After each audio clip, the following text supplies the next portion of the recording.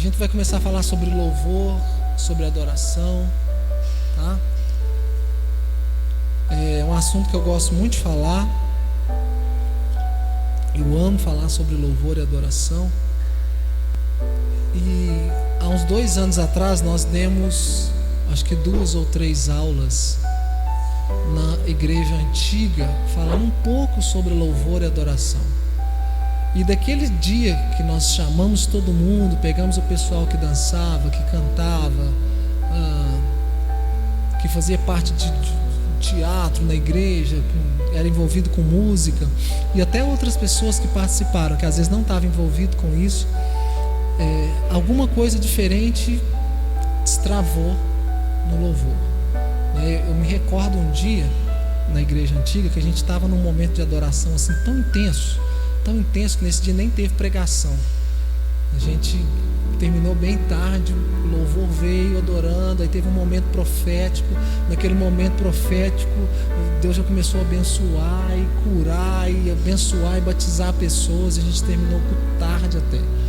E eu lembro nesse dia que enquanto o louvor estava ministrando, era uma outra equipe que estava, né? Até uma das razões pelas quais a gente está ministrando novamente porque a equipe já trocou quase toda, então nem todo mundo tem talvez o mesmo entendimento e tal. Eu lembro que um dos dias que eu estava lá atrás adorando, só um tempo atrás, eu percebi que os umbrais dos portais se moviam, sabe? Eu colocava o ouvido assim e eu percebia uma atmosfera diferente em Deus. Eu falei assim: Senhor, mas tá estranho, isso aqui nunca aconteceu. E o Senhor me fez lembrar daquele texto lá em Isaías, que os umbrais dos portais, né, os umbrais se moviam, né? E é como se eu pudesse naquele dia ver dentro da igreja como que uma onda, sabe? Era como se lá batesse uma onda lá na frente e todo mundo estivesse junto assim. Você já foi no mar? Né? Você está ali quieto, mas parece que a onda está fazendo assim com você, ó, né? E eu percebi que toda a igreja foi envolvida na adoração. Gente, foi um momento muito legal, muito ímpar, né? Só que momentos assim, eles devem ser constantes, eles devem se repetir mais vezes, né? Por quê? É nesses momentos onde nós conseguimos atrair a atenção de Deus, para que nós possamos então nos parecermos com Ele, falarmos com Ele, apresentarmos nossas necessidades diante de Deus, tá bom? Às vezes, querido, há um tempo atrás eu ministrei uma mensagem na igreja, tem muito tempo, sobre a mulher sábia, né? A mulher tem que ser sábia. Às vezes o marido está naquele dia que ele está ruim, que ele está irado, que ele está chutando, que ele está gritando, que ele está nervoso. Aí a mulher já chega reclamando de um negócio, que não tirou o lixo, que não lavou a louça, que não fez o quê. Aí depois a mulher chega lá no marido e fala: olha, nós vamos comprar uma televisão nova. Você acha que seu marido vai comprar uma televisão nova? Vamos comprar uma televisão nova? Não, essa aí tá boa também, não sei o quê. Você entendeu? Não é o momento. E a Bíblia fala em Provérbios, no último capítulo 31, que a mulher sábia, que a mulher virtuosa, a Bíblia fala que a sua lâmpada de noite não apaga, entendeu? Aí de noite a lâmpada fica acesa. Aí no outro dia de manhã a mulher fala: ah, amor, eu queria tanto comprar uma bicicleta. O maridão vai falar: quantas marchas? Entendeu? Não, eu queria tanto um vestido novo. Fala: amor, 30 vestidos. Não, mas você está apertado. Não, mas eu passei no cartão. Põe no crediário. Então, querido, sabe, não é uma barganha. A Bíblia nos dá essas estratégias, né? E quando a gente consegue atrair o coração de Deus, se você lê na Bíblia, é a hora que Deus vem e pergunta: o que queres que eu te faça? Não foi assim que Esther fez? Ficou lá uma semana dando banho de rosa, banho de leite cabra, pepino no olho, e falou: vou lá no rei Assuero. A hora que ela chega diante do rei Assuero, se você ler o texto, a hora que ela está entrando, ele já vai sentindo o perfume dela, ele já está tão atraído que ela não fala nenhuma palavra. O camarada levanta o cetro e já pergunta: o que você me pediu eu te dou, a metade do meu reino. Estratégia. Estão entendendo? É bíblico. É bíblico. Agora, queridos, nós somos a noiva de Cristo. Vocês podem perceber, querido, a gente vai tocar nesse texto várias vezes, que quando Salomão ele oferece a Deus 1000 sacrifícios, 1000 holocaustos, eu vou falar depois o que é holocausto, ele oferece 1000 sacrifícios a Deus. Se você for levar isso ao pé da letra, ele gastou meses oferecendo o sacrifício, porque não dava para ele fazer tudo isso em um dia só. Então a Bíblia fala que ela que oferece o número 1000, o holocausto de número 1000, a Bíblia fala assim que Deus aparece para ele e pergunta: o que queres que eu te faça?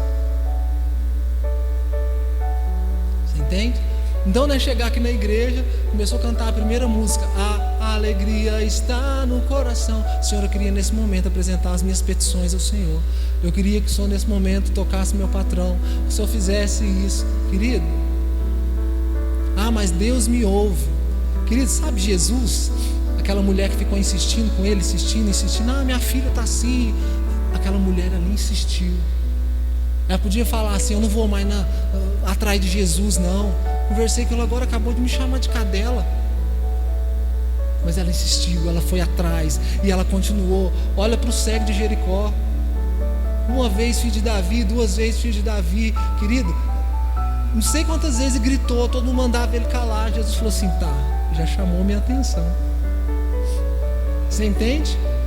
Querido, nós temos que entender que, entenda uma coisa comigo. Enquanto Jesus não havia descido na terra, a gente precisava que o céu respondesse primeiro, não era? Só que agora Jesus já veio. Sabe o que Deus está falando para nós? Que o céu já deu uma resposta para a terra. Agora, querido, toda a movimentação não depende mais do céu, depende da terra.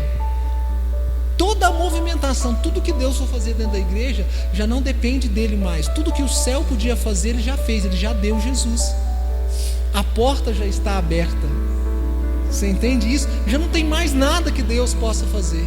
Por isso que Paulo, em uma das suas cartas, ele fala o seguinte: aquele que deu o seu próprio filho por amor de vocês, enquanto vocês ainda eram pecadores, o que ele negará a vocês? O que ele deu, o que ele tinha de mais precioso, querido? Você acha mesmo, se você falar: me dá um carro, me dá uma bicicleta, me dá uma moto, me dá uma casa própria, abençoa o meu salário, você acha mesmo que isso é algo tão difícil assim que Deus não possa fazer? O mais difícil ele já fez, né? Ele deu o seu filho, ele viu o seu filho morrer, ele viu o seu filho sofrer. Então ele não nos negará nada. Aí a questão é o seguinte: então por que então eu nem sempre tenho as minhas orações e petições atendidas? Aí entra A, B, C, D, G, Z. Então nós temos que aprender o porquê, certo? E quando, querido, eu falo de adoração, eu queria que você gravasse isso que eu vou falar agora no seu coração. Se a adoração que ocupa o céu em tempo integral, adoração não é em tempo integral no céu? Toda hora os anjos estão santo, santo, santo, santo, santo, santo, santo, santo, todo o tempo, aquilo ali é integral. Foi ontem, foi antes de ontem, foi no dia que Jesus estava curando, foi o dia que Hitler estava matando todo mundo na Alemanha, o céu estava cantando santo, santo, santo. Aquilo ali é integral no céu. Se aquilo ali é integral no céu, também deveria ser para nós um padrão. Se o céu se ocupa o tempo todo em adorar a Deus, esse assunto adoração deveria chamar muito a minha atenção. A adoração, querido, de maneira correta, o como, né? O como.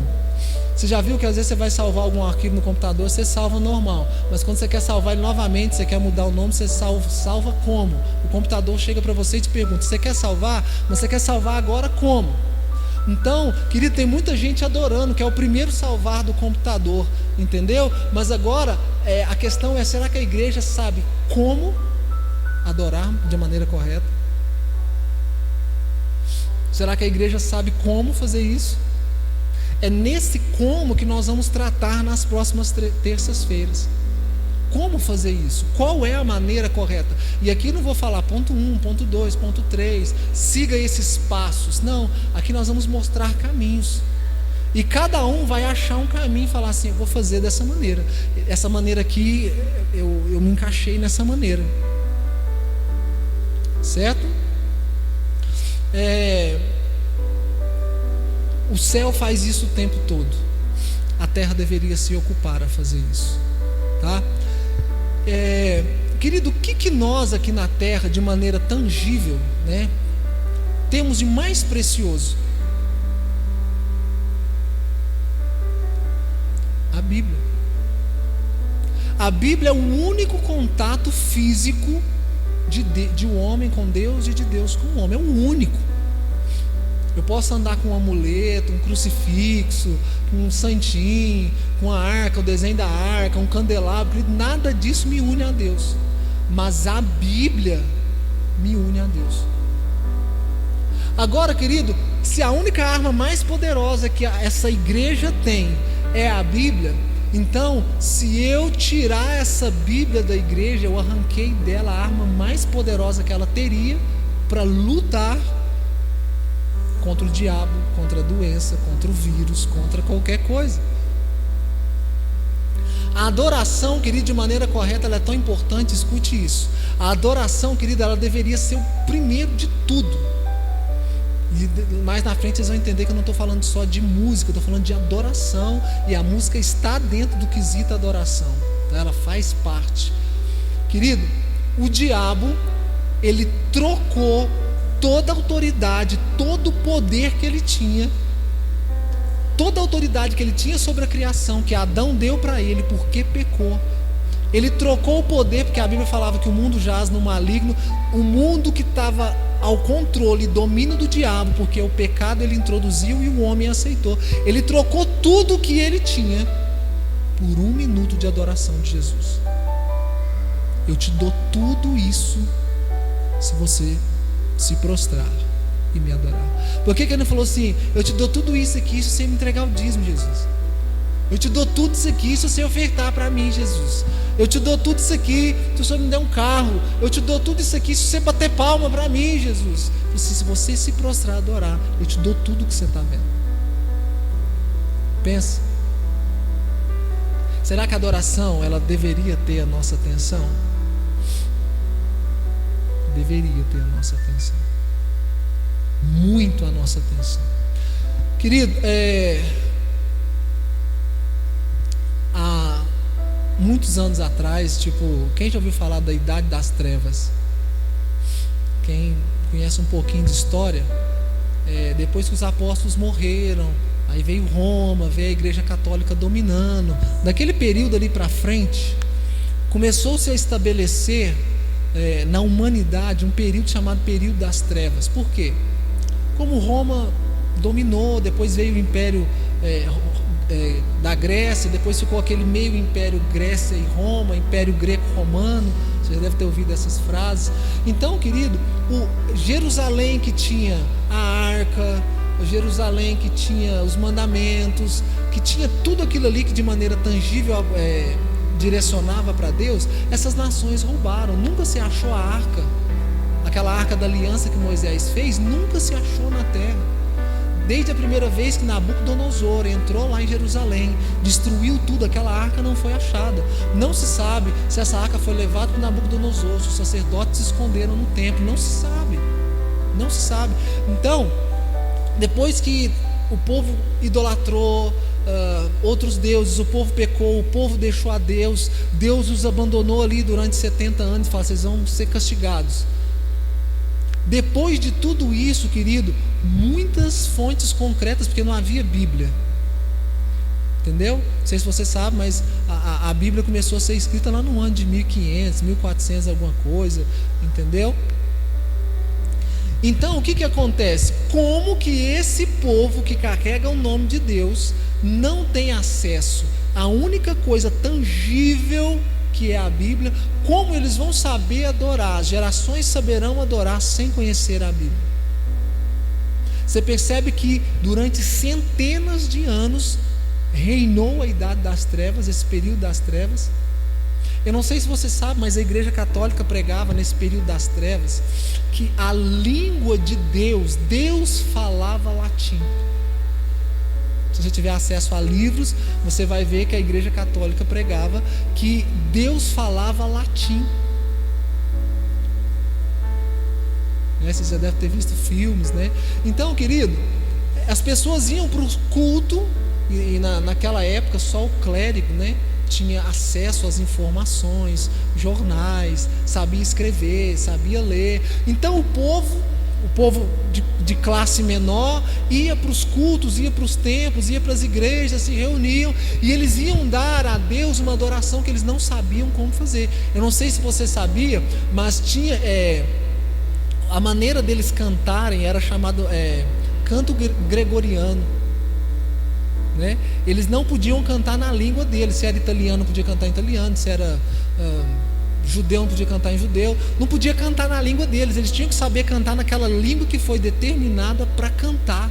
Então, como ninguém sabia, só o clérigo sabia esse tipo de língua, só os mais ricos sabiam cantar.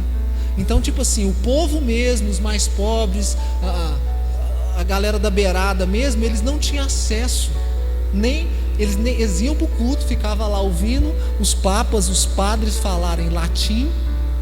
Eu não sabia o que estava ouvindo, mas ele sabia que de ficar ali, tipo assim, Deus deve estar por aqui, Deus deve estar abençoando, eu acho que isso é o correto, cremos em Jesus, então vou ficar aqui. Mas eles não conseguiam oferecer uma adoração concreta e correta, porque eles não tinham acesso à palavra. Vocês estão entendendo? Então, se nós não temos acesso à palavra, como que eu vou saber adorar a Deus de maneira correta? Tá? Imagina Deus falando latim, né? Que legal. Vai ser muito legal Deus falando latim. Queridos, então a hora que foi dando ali o ano de 1500 e pouco, eu não sei se você sabe, um homem chamado William Trindade, em 1535, ele foi morto pela Igreja Católica, porque ele pegou a Bíblia e traduziu fora do latim. Ele foi morto, porque ele tentou pegar aquilo e levar para uma outra língua. A Igreja Católica pegou ele, e perto dele ali, pouco tempo depois, levanta-se Martinho Lutero. Não sei se você sabe a história. Ele faz a primeira tradução no ano de 1500 e alguma coisa, né?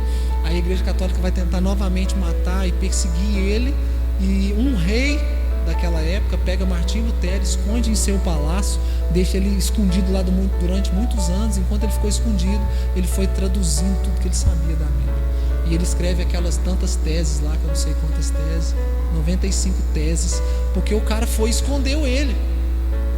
Você entende, querido, que o diabo, ele tenta o tempo todo fazer com que a igreja não conheça a maneira de como adorar ao rei de maneira correta.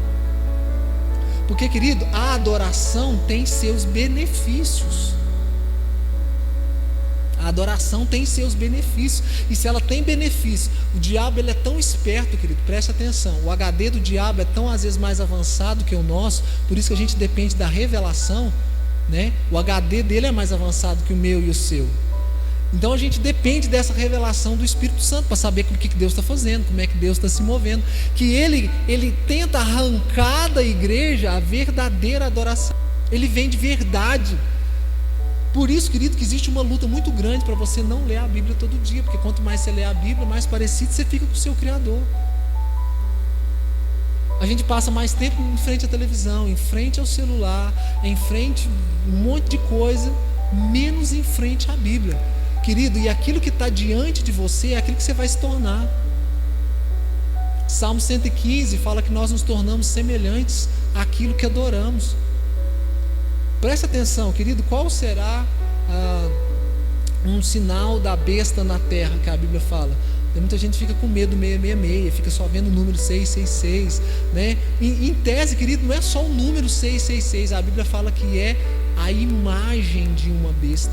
A gente pega aqui a imagem de uma besta e fica vendo a imagem o tempo todo, e você está se tornando exatamente com aquilo que você se contempla. Você está contemplando um trem que é morto, acabou a bateria, acabou. Aí a gente fica, querido, aí o povo morre de depressão, filhos desobedientes, porque a gente está aqui, ó, ficando igual àquilo que contemplamos o tempo todo. Agora, querido, se eu passo tempo com a Bíblia, toda hora eu estou aqui diante dela, eu me tornarei aí de novo a imagem e a semelhança do meu Criador, porque eu me torno semelhante àquilo que eu adoro. Querido, existe alguma dificuldade para você ler a Bíblia todo dia? Não, pastor, deixa eu te falar. Eu e a Bíblia é assim, ó, nós dois eu olho para ela, ela olha para mim, ela pula no meu colo e o negócio rende. Querido, já viu tanto que é difícil para você sentar para ler a Bíblia? Não, vou ler de noite, dorme. Vou ler cedo, cochilo. Vou ler no meio do dia, tá correria. Vou ler na hora do almoço, vai comer. Querido, sabe? A gente consegue parar 5, 10 minutos e responder todo mundo no WhatsApp numa tranquilidade, olhar seu Face, olhar seu Instagram. Mas, querido, parar aquele mesmo tempo ali para ler a Bíblia tem que ser uma rotina, um costume. Se você não fazer isso, querido, existe uma dificuldade. E se eu não tenho contato com essa palavra, então eu não sei o como adorar ao Rei. Hoje pela manhã, ontem à noite, eu não lembro, eu estava lendo a Bíblia, no livro de Salmos, e Deus me falou comigo num versículo, querido, que eu já conhecia de cor e salteado, e Ele me falou numa palavra que assim, nem parece que traz tanta coisa. O fim do versículo, no último versículo que eu estava lendo, fala assim, ó: eu me deixarei achar quando você me buscar de coração. Só no de todo coração Ele me ganhou a hora que eu estava lendo. Aí Deus começou a ministrar: quando você for orar, Wesley, ora de todo coração. Quando você for ler a Bíblia, leia de todo coração. Quando você for pregar, Wesley, prega de todo coração. Wesley, tudo que você for fazer, faça de todo o coração e você vai começar a me achar. Ele me ganhou ali, eu até pensei que a revelação ia vir antes, porque tinha uns trem que eu não entendi. Falei, acho que a revelação está aqui no meio. Mas foi num trem que é simples de ler, de falar, cara, de todo o coração.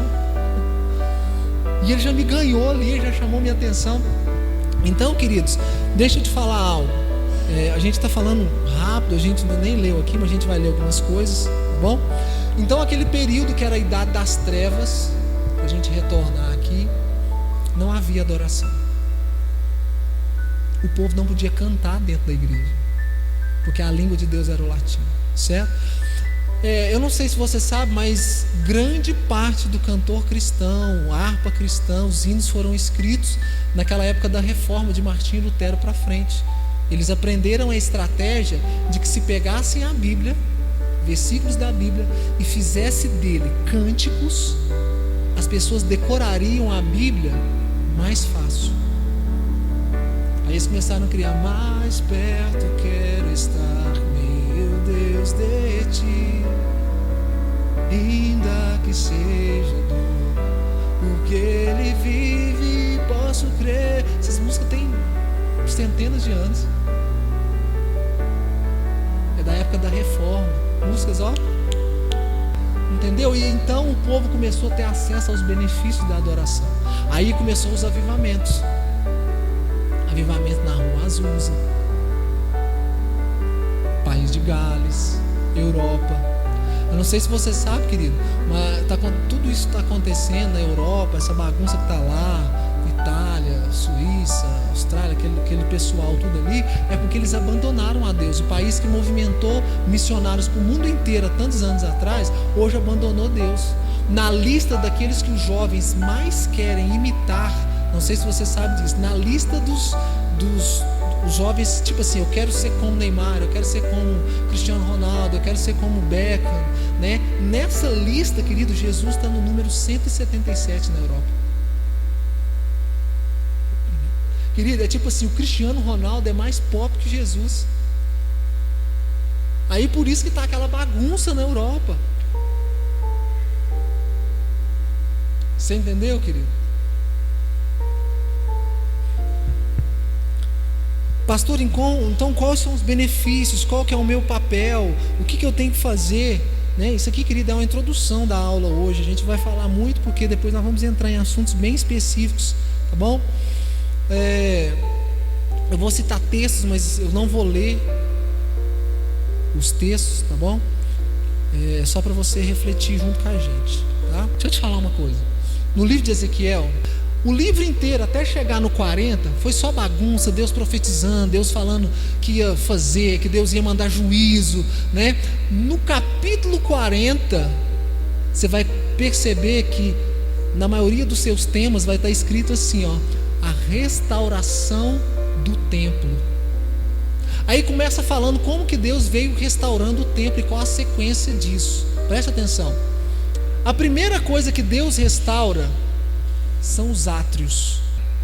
Quando você lê átrios na Bíblia, presta atenção. Átrios é toda essa parte externa aqui, ó.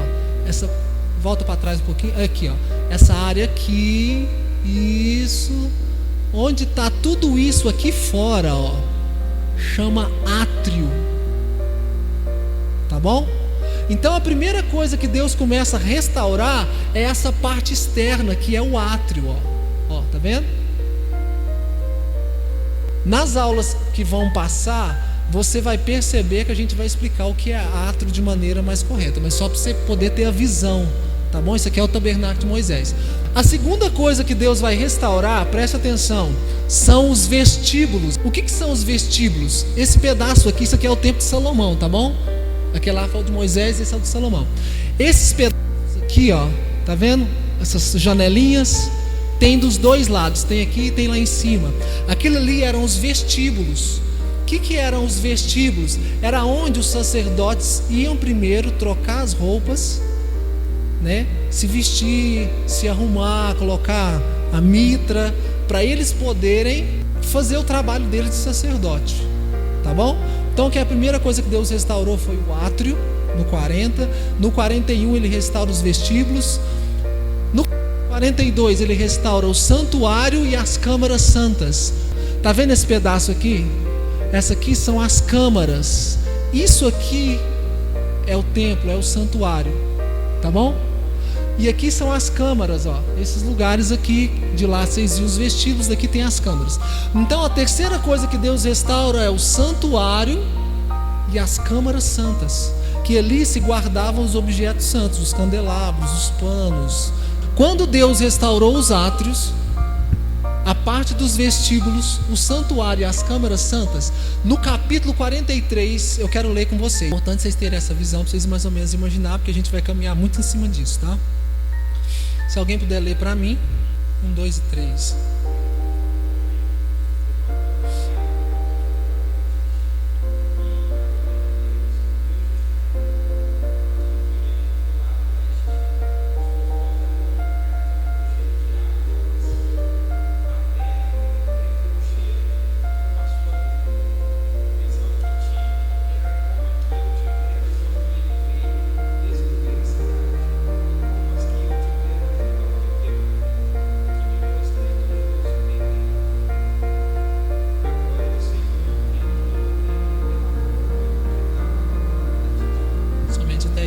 Então presta atenção, Deus começa lá atrás, primeiro trazer uma restauração, e lá no quadro, presta atenção que Deus está restaurando.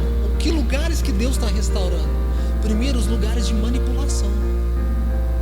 Vocês entenderam? Você está percebendo que nada foi feito? Deus não restaurou nada daquilo que se faz. Ele restaurou a câmara santa onde manipulava. Ele foi lá fora e restaurou o átrio onde manipulava as coisas. Ele foi lá e restaurou as câmaras santas onde se guardavam os objetos. Depois que ele fez isso, depois que ele passou por essa reforma, e é importante você ler na sua casa para você ver o que ele fez, a gente vai discorrer disso durante todo esse módulo.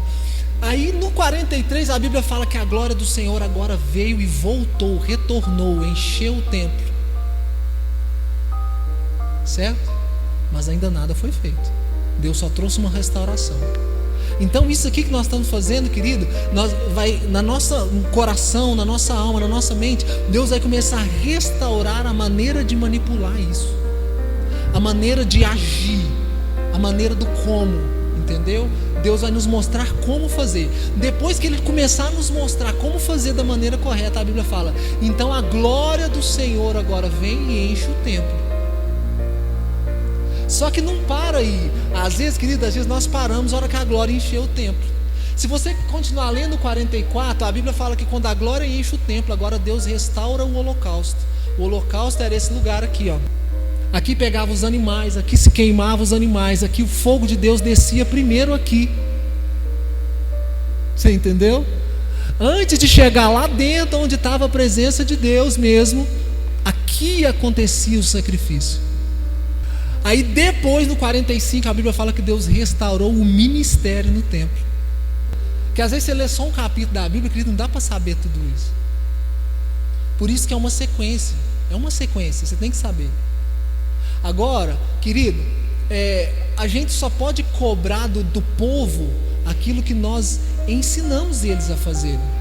Como é que você vai cobrar do seu filho algo que ele ainda não sabe? Eu falei aqui na reunião domingo de manhã. Querido, nós só podemos cobrar aquilo que uma vez ensinamos e modelamos o povo para fazer. Porque, querido, desde aquela idade das trevas que eu falei para vocês, onde o povo não sabia cantar, não sabia adorar, criou-se uma tese de que, presta atenção, existiam os líderes mor, que é aqueles que estão em cima, que estão de frente para o povo, que canta, que prega, que ensina, e quem está embaixo se tornou uma plateia, que no final daquilo que fazemos nos aplaude.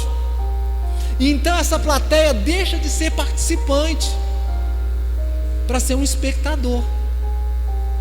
Como se a adoração, querido, o louvor e tudo que acontece, querido, fosse papel de 1, 2 ou 3 pessoas. Então a gente passa a terceirizar para que outras pessoas adorem por nós, para que outras pessoas cantem por nós, para que outras pessoas orem por nós. É aquela antiga história: Moisés, sobe no meu lugar e faça por mim o que eu não tenho coragem de fazer, o que eu não estou habilitado a fazer. Aí você já prestou atenção que às vezes tem um ministro, escuta isso aqui, às vezes tem um ministro que está lá ministrando, é massa a canção, né? E de repente está lá cantando e você está assim, ó.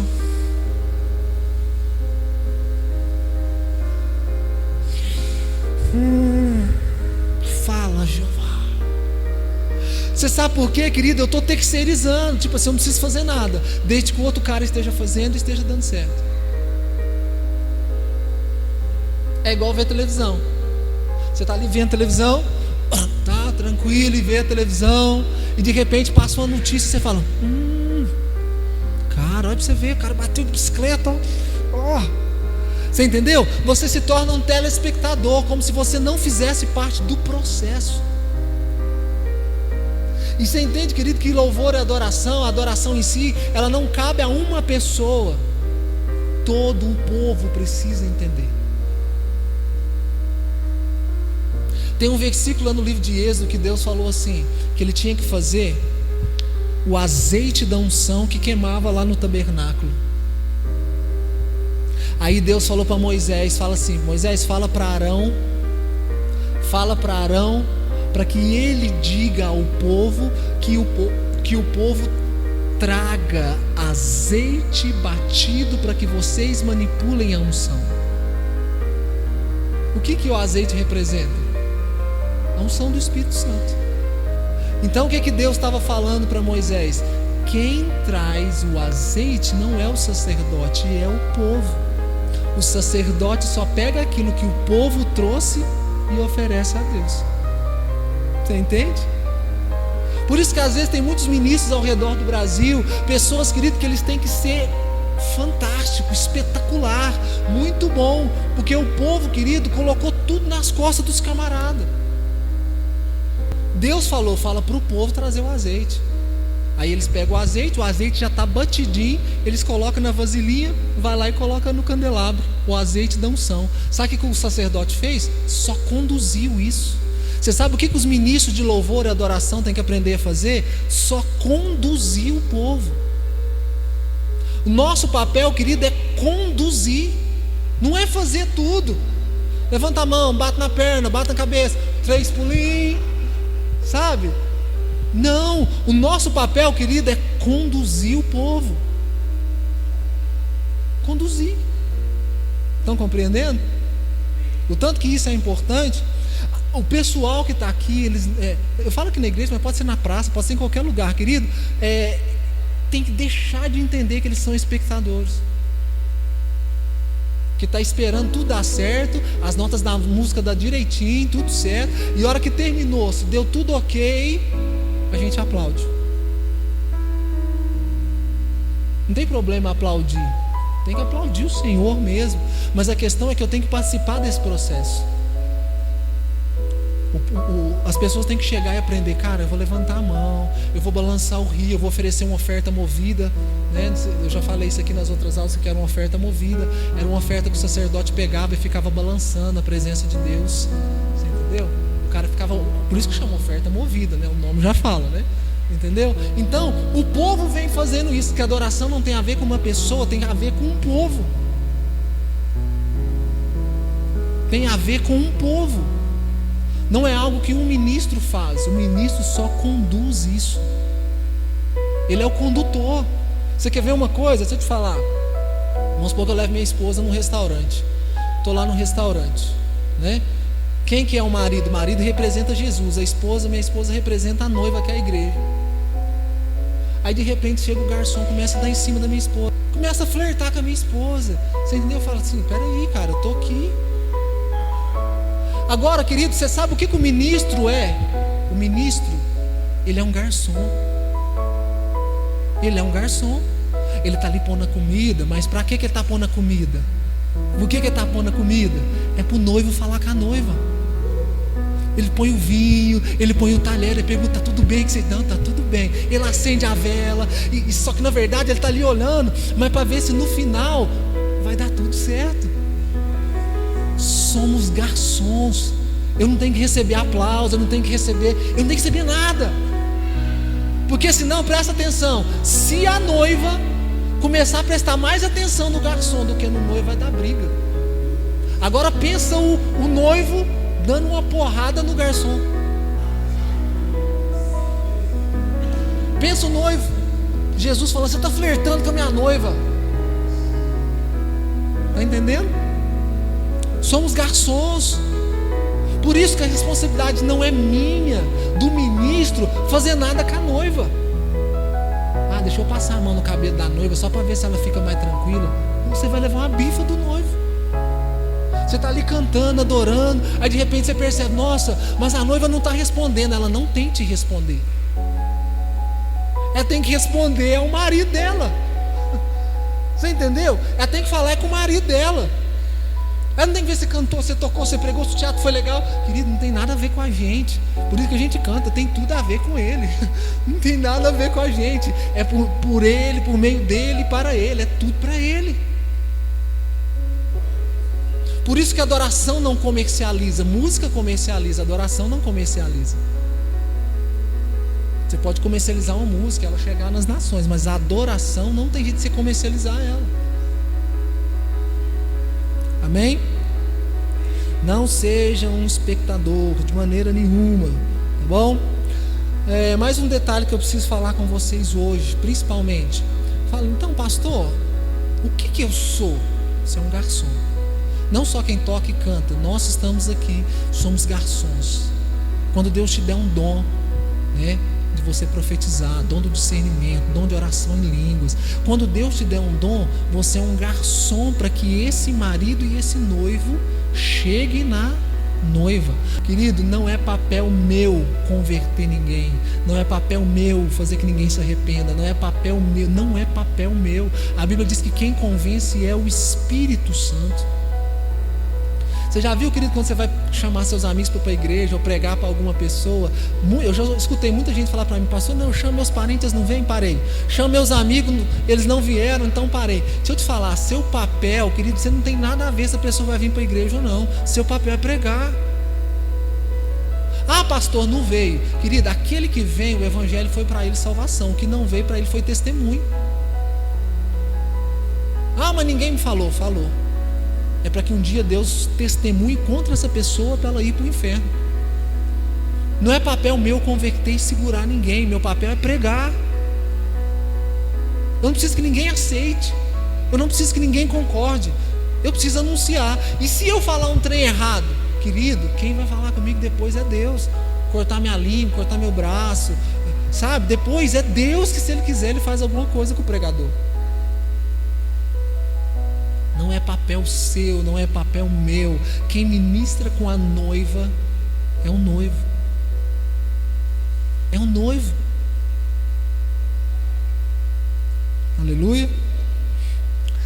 Uma coisa que cada um de nós temos que aprender: a sua função A sua função dentro da igreja ou no corpo de Cristo não tipifica sua identidade em Deus.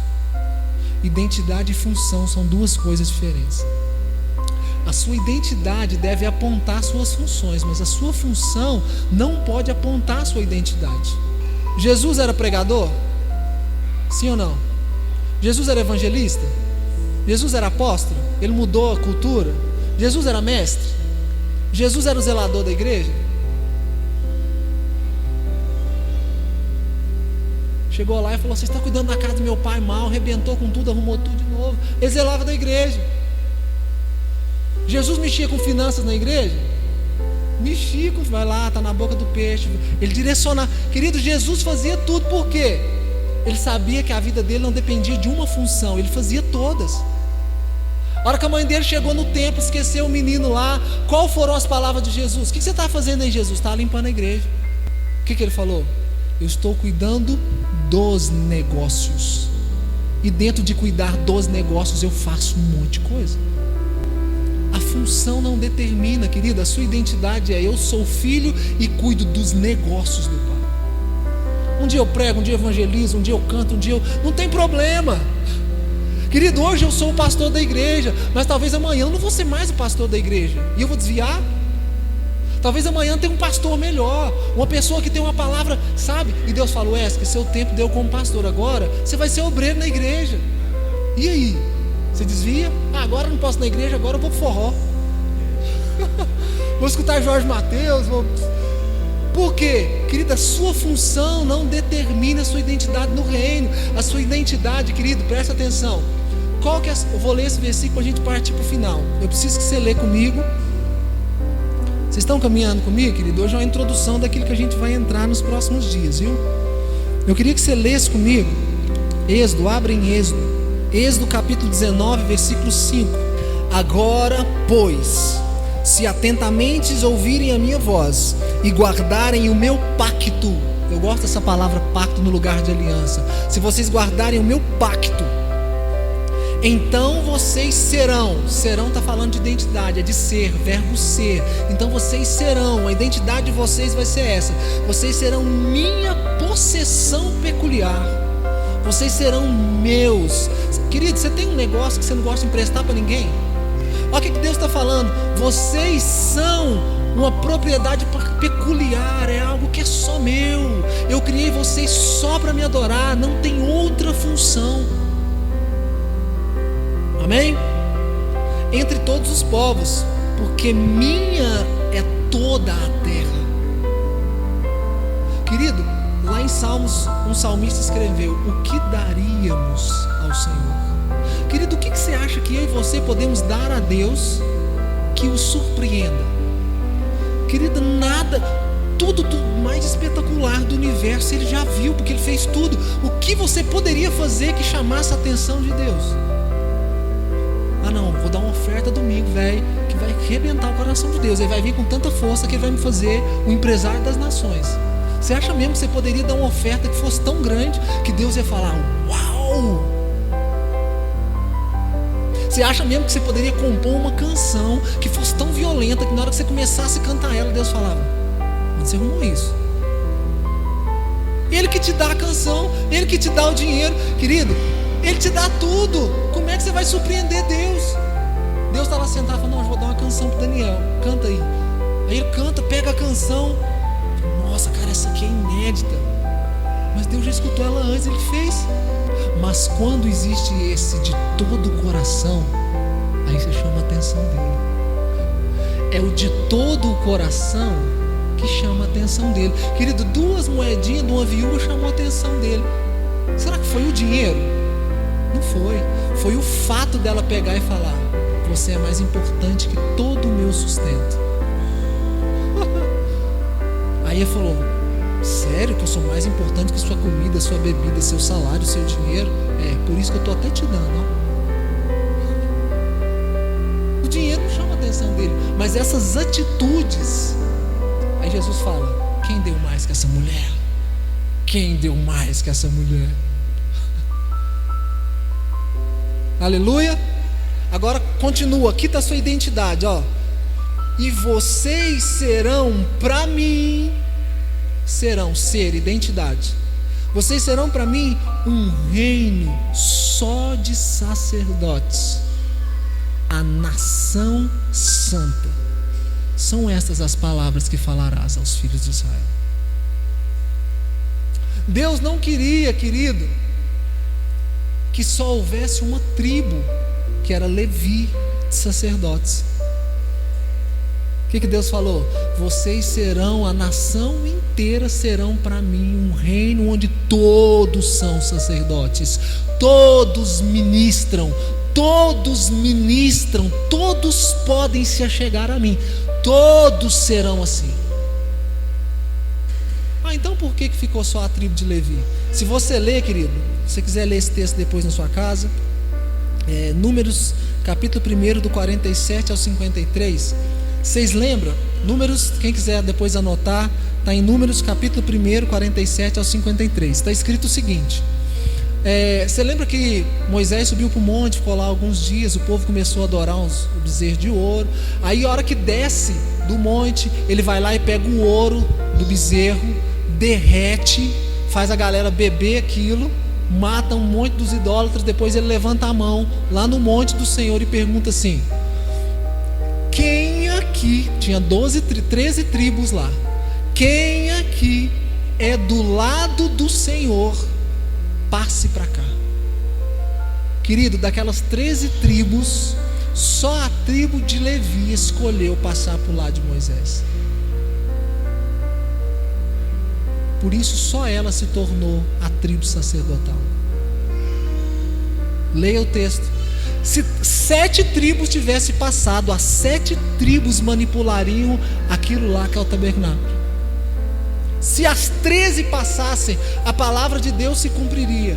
Vocês todos poderão ministrar. Essa semana ministra diante de mim esse aqui, semana que vem ministra aquele outro, semana que vem ministra o outro. Querido, sabe uma coisa que eu acho interessante? Escuta aqui comigo. Lá com Moisés não deu certo, né? Um trem que eu ia falar lá na frente, eu vou falar aqui só para vocês entenderem. Por que Deus restaurou a casa de Davi? Você já deve ter ouvido muito que Deus ia restaurar a casa de Davi, né?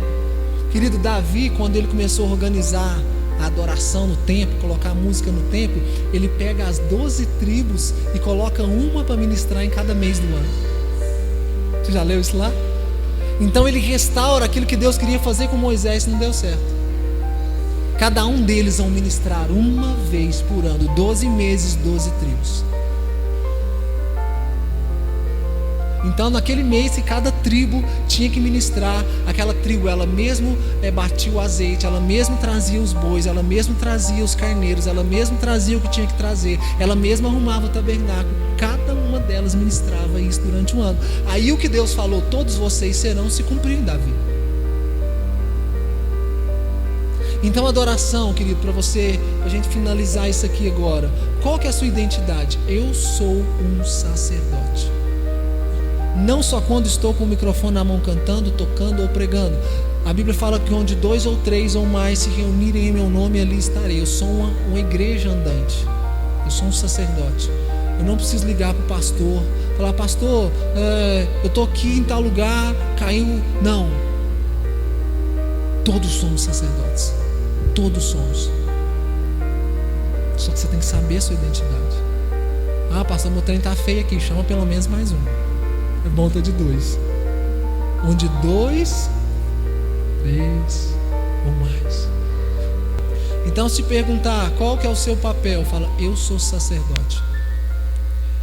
Eu sou filho. Eu cuido dos negócios do Pai, independente de onde você me coloca. Quantas vezes você já usou que Deus ia te usar? Você já escutou que Deus ia te usar? Quem aqui já estou? Deus vai te usar, hein? O marido, será que ele gostaria da esposa só usar ele? Ou a esposa, será que gostaria só do marido usar ela?